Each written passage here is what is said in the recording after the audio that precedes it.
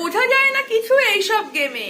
শঙ্কর কোন দিকে যাচ্ছে, ডাক্তারবাবু সেই দিকে যাচ্ছে, পড়েছে নাকি প্রেমে? ঐশানীকে এবার হবে মরতে, কারণ শঙ্কর যে বেরিয়ে পড়েছে ঐশানীর ক্ষতি করতে। Hello friends, welcome to serial কথা। হরগৌরী পাইসেটেলের আপডেট নিয়ে চলে এলাম। এই আপডেটটা দেখবো যে শঙ্কর কি করবে না করবে সেটা ভেবে ঐশানীর হচ্ছে ভয়, কারণ ঐশানী চলে এসেছে ঘোষবাড়িতে এবং সেখানে শঙ্করও হাজির হয়ে গেছে। শঙ্কর হাজির হয়ে যাওয়া মাত্রই শঙ্কর যে ঐশানীর কত বড় ক্ষতি করতে চলেছে এটা ঐশানী বুঝে গেছে, এবং ঐশানী হয়তো এটাও বুঝে গেছে যে এই লোকটাই হয়তো শঙ্কর, মানে একই রকম হুবাহু দেখতে তো হতে পারে না।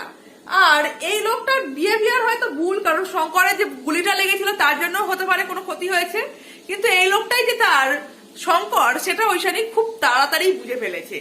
এবং এই ডাক্তার অর্থাৎ লেডি ডক্টর কিন্তু বেশ ভালো এই শঙ্করের সঙ্গে কেমিস্ট্রি জমিয়ে ফেলেছে, অর্থাৎ শঙ্করকে মনে মনে ভালোবেসে ফেলেছে।